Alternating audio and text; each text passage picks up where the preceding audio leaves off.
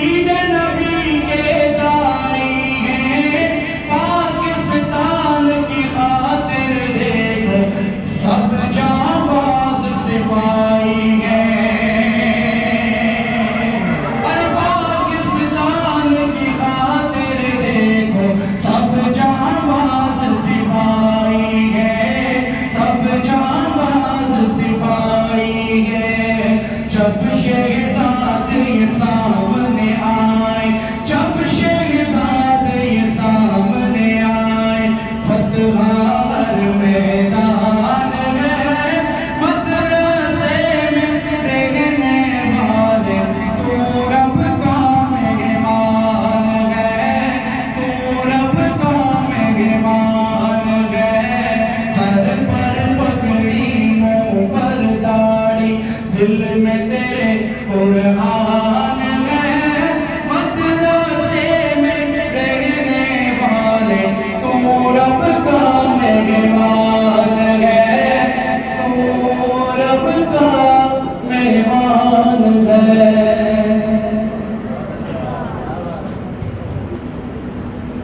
حافظ کریم کسانی صاحب کی نعت کے دوران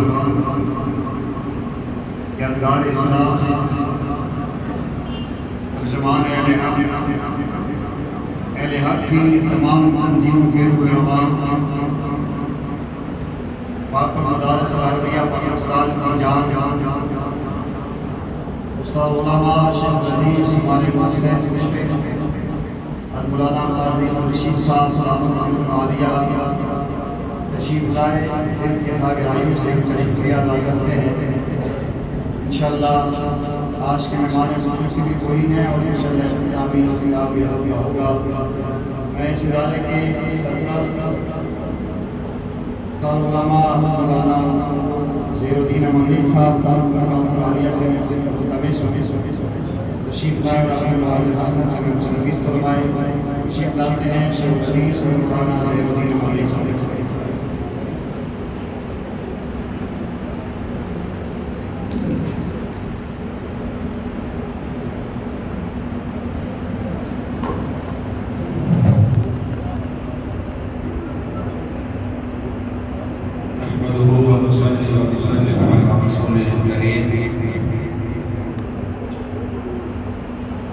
أما بعد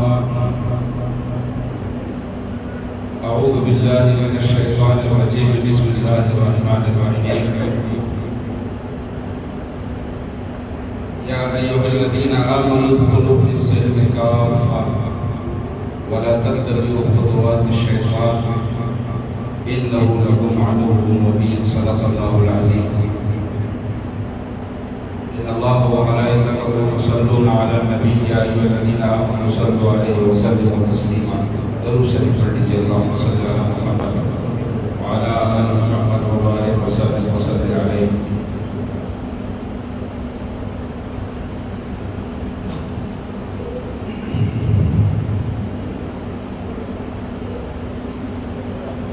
سن 8 ہجری میں مکہ مکرمہ فتح ہوا۔ آپ صلی اللہ علیہ وسلم 10,000 کا ایک عظیم الشان لشکر لے کر مدینہ منورہ سے نکلے اور فاتحانہ انداز سے مکہ مکرمہ میں داخل ہوئے۔ آپ حضرات کی توجہ چاہتا ہوں،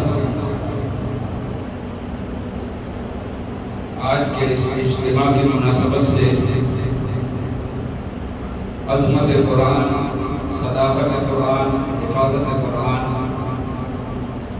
ان موضوعات سے متعلق ہمارے مخدوم محترم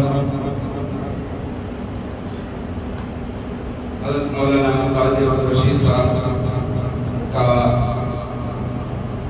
بہت ہی پیارا، دل نشین اور خوبصورت بیان ہوگا۔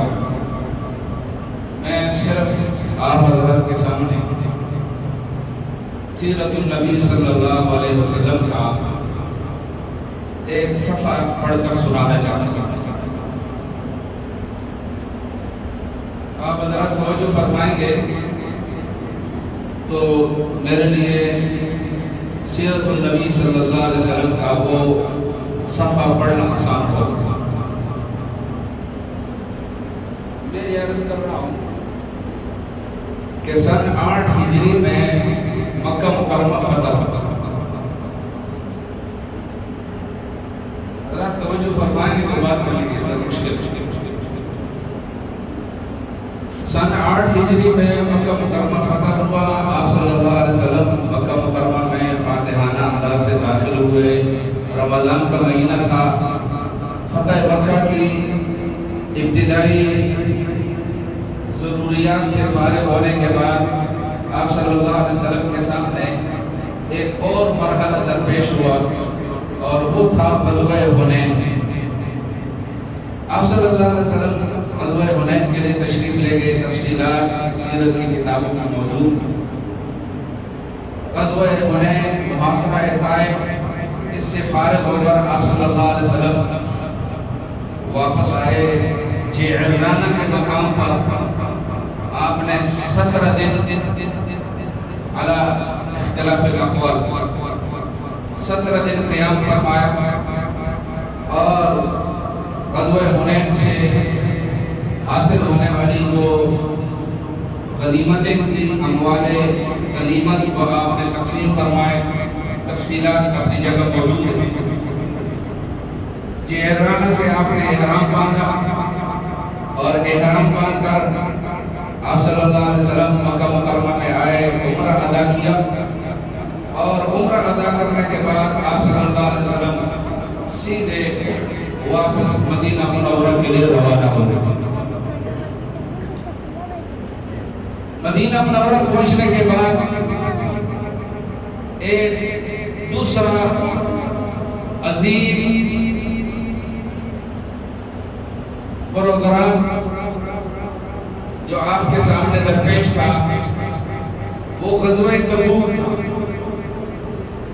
آپ صلی اللہ علیہ وسلم غزوہ تبوک کی تیاری فرمانے لگے اور یہ واحد غزوہ تھا جس کے لیے اللہ کے رسول علیہ السلام نے پہلے سے تعیین کے ساتھ اعلان کر دیا تھا کہ ہم نے تبوک جانا ہے. ورنہ آپ صلی اللہ علیہ وسلم کی عادت یہ نہیں تھی. آپ صلی اللہ علیہ وسلم اکثر اپنے جنگی اسباب کو مخفی رکھا کرتے تھے, پوشیدہ رکھا کرتے تھے جنگی حکمت عملی کے تحت. لیکن یہ واحد سفر تھا کہ جس میں آپ صلی اللہ علیہ وسلم نے پہلے سے اعلان کر دیا کہ ہم نے تبوک جانا ہے. چنانچہ آپ صلی اللہ علیہ وسلم غزوہ تبوک کے لیے روانہ ہوئے اور جب وہاں سے آپ صلی اللہ علیہ وسلم واپس آ رہے تھے تو راستے میں آپ صلی اللہ علیہ وسلم کو اطلاع ملی کہ وہ جن کے ساتھ غزوہ حنین ہوئی تھی حوازن اور ثقیف, ان دو مشہور قبیلوں میں سے ایک قبیلہ جو ثقیف تھا وہ قبیلہ ثقیف اس کا ایک موقر وفد آپ سے ملاقات کرنے کے لیے آ رہا. کیا تک آج یہ خبر سب سے پہلے حضرت مغیرہ بن شعبہ رضی اللہ تعالیٰ عنہ کو ملی. وہ دوڑتے اور بھاگتے ہوئے آپ صلی اللہ علیہ وسلم کی طرف جانے لگے کہ میں آپ صلی اللہ علیہ وسلم کو یہ اطلاع اور خبر دوں کہ ثقیف کا وفد آپ سے ملاقات کے لیے مذاکرات کے لیے آ رہا ہے. حضرت ابوبکر صدیق رضی اللہ تعالیٰ عنہ سے راستے میں ملاقات ہوئی. ابوبکر صدیق نے پوچھا مغیرہ کہاں دوڑتے ہوئے جا رہے ہو, بھاگتے ہوئے جا رہے ہو؟ کہنے لگے ثقیف کا وفد آ رہا ہے اللہ کے رسول علیہ السلام سے بات چیت کرنے کے لیے, میں خوشخبری سنانے کے لیے آپ صلی اللہ علیہ وسلم کی خدمت میں جانا چاہتا ہوں. حضرت ابوبکر صدیق رضی اللہ تعالیٰ عنہ نے حضرت مغیرہ سے اصرار کے ساتھ یہ درخواست کی کہ یہ خبر اور یہ خوشخبری آپ مجھے سنانے دیں تاکہ میں جا کر اللہ کے رسول علیہ السلام کو بتاؤں. چنانچہ حضرت مغیرہ بن شعبہ رضی اللہ تعالیٰ عنہ نے یہ ایثار اور قربانی کی، اور یہ بشارت اور خوشخبری حضرت ابوبکر صدیق رضی اللہ تعالیٰ عنہ کے حوالے کر دی، اور ابوبکر صدیق رضی اللہ تعالیٰ عنہ نے آپ صلی اللہ علیہ وسلم کو جا کر یہ خوشخبری سنائی کہ ثقیف کا وفد آپ صلی اللہ علیہ وسلم آپ سے ملاقات کے لیے آ رہا ہے۔ میں نوجوانوں سے عرض کرنا چاہ رہا ہوں توجہ فرمائیں اور کچھ وقت نکالیں سیرت مبارکہ کے مطالعے کے لیے۔ آج ہمارے نوجوان کے پاس ہر چیز کے لیے وقت ہے، لیکن اگر وقت نہیں ہے تو دو چیزوں کے لیے نہیں ہے، ایک قرآن کریم کی تلاوت کے لیے نہیں ہے، اور ایک رسول اللہ صلی اللہ علیہ وسلم کی مبارک سیرت کے مطالعے کے لیے نہیں ہے۔ میں درخواست کروں گا آپ حضرات کی خدمت میں انتہائی ادب اور احترام کے ساتھ آپ چھوڑ دیجئے اس اسکرین کو۔ اسکرین نے ہمارے ایمان کو متزلزل کر دیا ہے، کمزور کر دیا ہے۔ ہم نے اس چلتی پھرتی ہوئی تصویروں کے دیکھنے پر اکتفا کر کے اپنا بہت بڑا نقصان کیا۔ میں درخواست کر رہا ہوں والدین اپنے پڑھے لکھے نوجوانوں سے خدا کے لیے پابندی کے ساتھ قرآن کی تلاوت شروع کیجئے۔ اللہ کے رسول علیہ السلام نے بشارت اور خوشخبری سنائی ہے کہ انسانی قلوب کو زنگ لگ جاتا ہے، انسانی قلوب زنگ آلود ہو جاتے ہیں۔ صحابہ نے پوچھا اللہ کے رسول دلوں کو چمکانے دمکانے کا اور دلوں کے اوپر چڑھے ہوئے اس زنگ سے دور کرنے کا کیا طریقہ اور سلیقہ ہے؟ اللہ کے رسول صلی اللہ علیہ وسلم نے دو طریقے بتلائے، ان میں سے ایک قرآن کریم کی بکثرت تلاوت ہے۔ آپ قرآن کی تلاوت کیجئے اور ڈوب کر کیجئے، اللہ کا کلام سمجھ کر کیجئے، دل انشاءاللہ منور ہوگا، مصفہ ہوگا، مجلہ ہوگا اور گناہوں کی آلودگیوں سے پاک اور صاف ہوگا۔ تو میں عرض کرنا چاہ رہا ہوں کہ اے قرآن کریم کی تلاوت کا اہتمام شروع فرمائیں، اور دوسری بات حضور پاک مبارک صلی اللہ علیہ وسلم کی پیاری اور مبارک سیرت کا مطالعہ شروع فرمائیں۔ یہ میری درخواست ہے، یہ مشورہ ہے، آپ حضرات اس پر عمل شروع فرمائیں۔ میں یہ بات عرض کرنا چاہ رہا ہوں آپ حضرات کی خدمت میں کہ ثقیف کا وفد جب مدینہ منورہ پہنچا، اور میں ابھی عرض کر چکا ہوں کہ یہ ثقیف وہ قبیلہ ہے جن کے ساتھ غزوہ حنین میں اللہ کے رسول صلی اللہ علیہ وسلم نے جنگ، اور یہ بہت ہی زیادہ مضبوط اور بہت ہی زیادہ بہادر اور جنگجو قبیلہ، تیر انداز تھے یہ لوگ۔ اور جب محاصرہ طائف سے آپ صلی اللہ علیہ وسلم واپس آ رہے تھے، طائف کا محاصرہ آپ نے کیا، لیکن محاصرہ تکمیل تک نہ پہنچا تھا، اور آپ صلی اللہ علیہ وسلم ویسے ہی آئے۔ کسی نے کہا کہ آپ ان کے لیے دعا کیجئے، لیکن آپ صلی اللہ علیہ وسلم نے فرمایا اللہم اہد الثقیف، اے اللہ ثقیف کو ہدایت دے اور ان کو مسلمان بنا کر میرے پاس لے آؤ۔ یہ اللہ کے رسول صلی اللہ علیہ وسلم کی وہ دعا پوری ہو گئی۔ یہ ثقیف کا وفد جب مدینہ منورہ پہنچا اور ادھر سے غزوہ تبوک کے سفر سے آپ صلی اللہ علیہ وسلم واپس پہنچے، توجہ چاہتا ہوں، آپ صلی اللہ علیہ وسلم نے حکم دیا کہ اس وفد کے لیے مسجد نبوی کے اندر ایک جگہ متعین کی جائے، ان کو ٹھہرایا جائے۔ یہ اللہ کے رسول صلی اللہ علیہ وسلم کی مبارک عادت تھی کہ جب بھی کوئی وفد آپ سے ملاقات کے لیے آتا اور مدینہ منورہ کے بلدیاتی حدود میں داخل ہو جاتا، آپ صلی اللہ علیہ وسلم باوجود اس کے کہ وہ وفد غیر مسلم ہوتا، لیکن آپ صلی اللہ علیہ وسلم ان کا خیال رکھتے، ان کا اکرام کرتے، کیونکہ مدینہ منورہ میں پہنچنے والا یہ قابل اکرام اور قابل احترام ہوتا ہے۔ آپ صلی اللہ علیہ وسلم نے مسجد نبوی میں کے لیے جگہ بنائی، مذاکرات شروع ہوئے۔ ایک صحابی حضرت خالد بن سعید بن عاص رضی اللہ تعالیٰ عنہ درمیان میں مقرر کیا گیا گفتگو کے لیے کہ آپ صلی اللہ علیہ وسلم کی بات ان تک پہنچائیں اور ان کی بات آپ صلی اللہ علیہ وسلم تک پہنچائیں، اور ان کی ڈیوٹی یہ بھی لگی تھی کہ یہ کھانا ان کے لیے جا کر ان کے سامنے رکھے۔ ان کی عادت یہ تھی کہ جب خالد بن سعید بن عاص ان کے سامنے کھانا رکھ دیں، 6 آدمیوں پر مشتمل یہ وفد تھا، تو وہ کہتے ہیں کہ پہلے آپ خود اس کھانے سے کھائیں بعد میں آپ کھائیں. ہو سکتا ہے اس میں کسی نے مزید ملایا. حضرت خالد بن سعید بن عاص رضی اللہ تعالیٰ عنہ پہلے خود کھا لیتے ان کو اطمینان ہو جاتا اور پھر وہ اس کھانے کو تناول کرتے.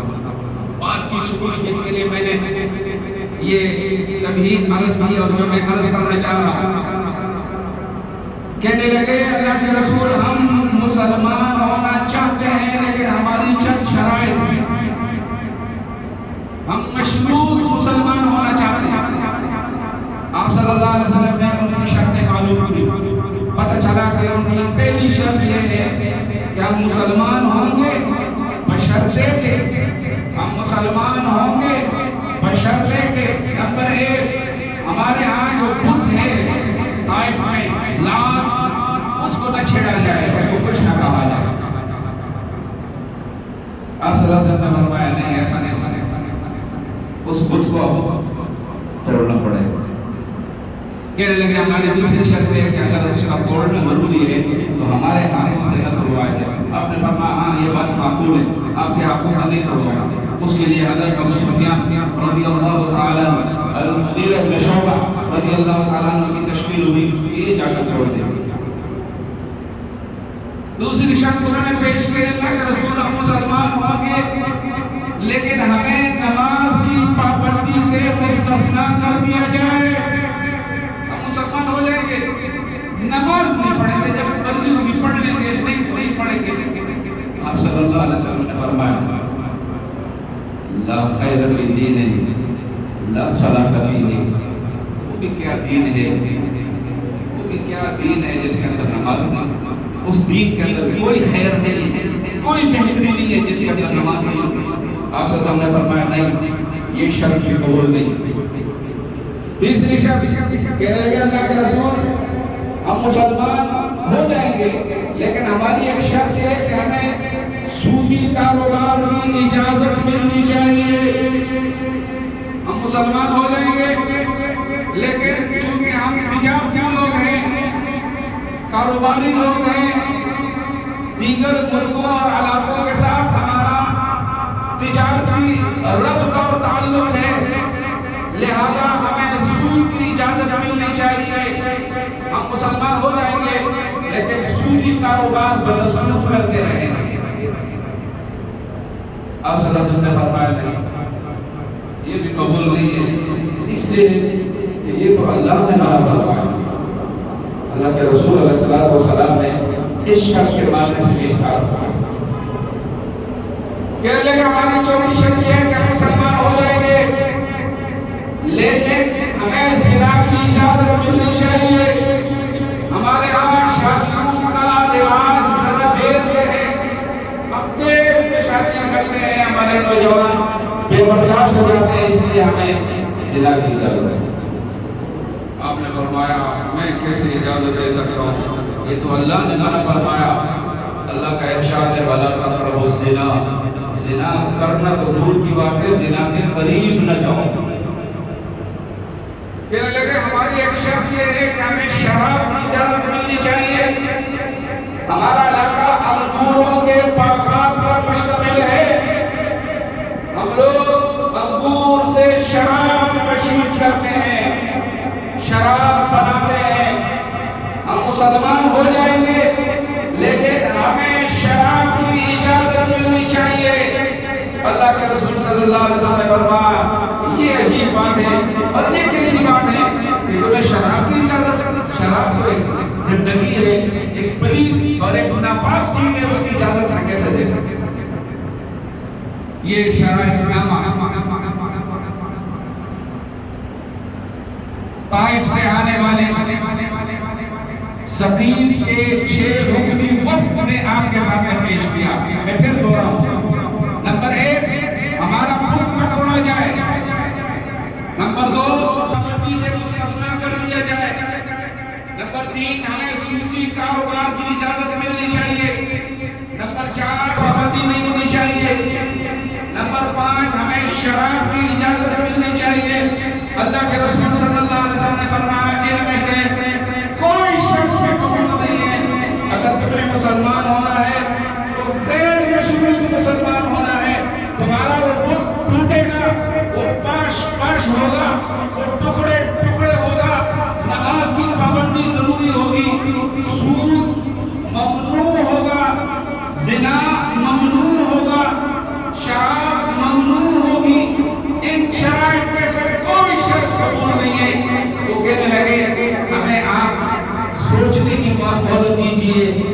سوچ کر آپ کو بتائیں گے. آپ صلی اللہ علیہ وسلم نے فرمایا سوچ جاؤ تمہیں اجازت ہے کہ لا اکراہ فی الدین، دین میں جبر تو نہیں ہے کہ زبردستی ہم آپ کو دین اسلام کے دائرے میں لے آئیں. آپ سوچیں اور اس کے بعد فیصلہ کریں. ایک درمیان میں اور اگلے دن آ کر ثقیف کے اس وفد نے مسجد نبوی میں کھڑے ہو کر اعلان کر دیا ہم غیر مشروط طور پر مسلمان ہو رہے ہیں. میرے محترم دوستو، میں انتہائی ادب اور احترام کے ساتھ آپ حضرات کی خدمت میں عرض کرنا چاہتا ہوں کہ انہوں نے تو علانیہ طور پر کہہ دیا، علانیہ طور پر کھل کر کہہ دیا ہم مسلمان ہوں گے، اپنا بت نہیں توڑنے دیں گے. ہم مسلمان ہوں گے، نماز کی پابندی نہیں ہوگی. ہم مسلمان ہوں گے، سودی کاروبار بنا سمجھ جاری رہے گا. ہم مسلمان ہوں گے، زنا ہوگا. ہم مسلمان ہوں گے، شراب ہوگی. لیکن اللہ کے رسول صلی اللہ علیہ وسلم نے ان تمام شرائط کو یکسر برطرف کر دیا. انہوں نے تو زبان سے کہا، لیکن میرے محترم دوستو آج زبان کال سے تو نہیں لیکن زبان حال سے عمومی طور پر یہ کہا جا رہا ہے کہ ہم تو مسلمان ہیں لیکن یہ بھی اور یہ بھی اور یہ بھی. اس لیے میرے محترم دوستو قرآن کا پیغام، قرآن ہمیں جھنجھوڑ کر یہ بات سمجھانا چاہتا ہے. یا ایھا الذین آمنوا، ایمان والو، اگر ایمان ہے تو نہیں، مجھے اگلی بات کی کوئی ضرورت نہیں ہے. اگر ایمان ہے تو پھر ادخلوا فی السلم کافہ، پھر تمہیں اسلام کے اندر داخل ہونا پڑے گا پورے کے پورے کافۃ من اولی الی آخری، اول کا آخر. یہ نہیں کہ کچھ اسلام اور کچھ غیر اسلام، کچھ قرآن اور کچھ غیر قرآن، کچھ سنت اور کچھ غیر سنت. یہ جو یکساں زندگی، یہ جو زندگی ہے قرآن کریم اس کی نفی کرنا چاہتا ہے. اور قرآن کریم ہمیں یہ بتانا چاہتا ہے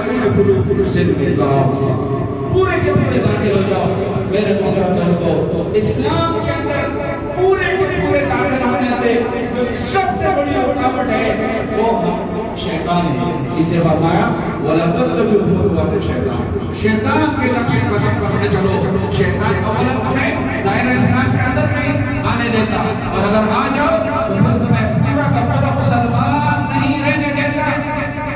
وَلَا تَتَّبِعُوا خُطُوَاتِ الشَّيْطَانِ، اس لیے سے لوگوں کو معلوم ہے تمہارا کھلا اور صریح دشمن ہے. میرے محترم دوستو میں آپ حضرات کی خدمت میں انتہائی ادب اور احترام کے ساتھ اس بابرکت اور مقدس اور قرآن کریم سے نسبت رکھنے والی اس عظیم محفل کے توسط سے، اس اجتماع کے توسط سے یہ بات عرض کرنا چاہ رہا ہوں کہ وقت بہت زیادہ گزر گیا ہے، بہت زیادہ وقت گزر گیا ہے. غفلت اور اعراض اور نفس و شیطان کی غلامی میں وقت کا زندگی کا ایک بیشتر حصہ گنوا چکے ہیں، ضائع ہو چکے ہیں. آئیے آج اس مبارک محفل میں اپنے دل کے ساتھ مشورہ کریں اور یہ فیصلہ کر لیں کہ آج کے بعد ہم نے پورا کا پورا مسلمان بن کر زندگی گزارنی ہے، پورا کا پورا مسلمان بن کر زندگی گزارنی ہے. میرے محترم دوستو آپ میں سے ہر ایک کو معلوم ہے کہ ہمارے اسلام کے دشمن کون ہیں، ہمارے مسلمان ہونے کے دشمن کون ہیں. وہ جاگ رہے ہیں، وہ بیدار ہیں، وہ اپنی محنت اور کوششوں میں لگے ہوئے ہیں. لیکن میرے محترم دوستو ہمیں بیدار ہونا چاہیے. ہمارے پاس ایک مکمل نظام موجود ہے، ایک مکمل دستور موجود ہے، علماء کرام کی ایک بہت بڑی تعداد موجود ہے، مدارس کی ایک بہت بڑی تعداد موجود ہے. ان تمام میں اجت ہو چکا ہے، کسی چیز کی کوئی کمی نہیں ہے، دین سیکھنے کی کوئی کمی نہیں ہے. میرے محترم دوستو پورے کے پورے دین میں داخل ہونے کی بہت زیادہ ضرورت ہے. یہ میری بھی ہے اور آپ کی. اگر ہم نے اس کے لیے تیاری کر لی اور اس کے لیے فیصلہ کر لیا تو میرے محترم دوستو پھر تو بات بن گئی. اور خدا نخواستہ اس فیصلے میں مزید دیر ہوتی گئی اور دیر سے دیر ہوتی ہوئی دنیا کی کوئی طاقت ہمیں اس ذلت و رسوائی سے نہیں بچا سکتی جس ذلت اور رسوائی کی طرف بڑھتے ہوئے جا رہے ہیں. اللہ پاک ہمارے حال میں رحم فرمائے. میں اس مبارک محفل میں جن طلباء کی حفظ قرآن کی تکمیل کی وجہ سے حاصل ہونے والی سعادت پر دستار بندی ہوگی، اس مدرسے کو، اساتذہ کو، معاونین کو، اہل محلہ کو، ان بچوں کو، ان کے والدین اور تمام رشتہ داروں کو دل کی گہرائی سے مبارکباد پیش کرتا ہوں. اللہ سبحانہ و تعالیٰ اس گلشن کو آباد رکھے. اللہ تبارک و تعالیٰ اس کو اندرونی اور بیرونی ہر قسم کے شر اور فتنے سے اور نظر بد سے محفوظ اور معمول فرمائے. اللہ سبحانہ و تعالیٰ ہمارے لیے دین پر چلنا آسان فرمائے اور دین کی سمجھ نصیب فرمائے. وآخر دعوانا الحمدللہ رب العالمین.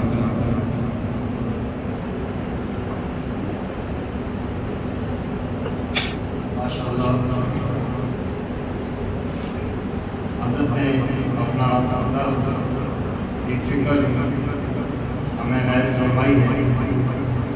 اللہ کرے کہ ہم اس کو دل کی ادھائیوں میں اتار لیں اور اپنی زندگی کو ایک صحیح رخ پر لے جائیں. میں آج کی اس محفل کے روح رواں آج کے اس عظیم الشان پروگرام کے مہمان خصوصی ترجمان الحق جبرائیل اصلاح صدر علماء شیخ الحدیث ہمارے محسن مشفق اور ہمارے مربی حضرت مولانا قاضی رشید صاحب دامت حفظہ العالیہ کی خدمت میں ہمیں تشریف لائیں اور اپنے موعظے سے مستفید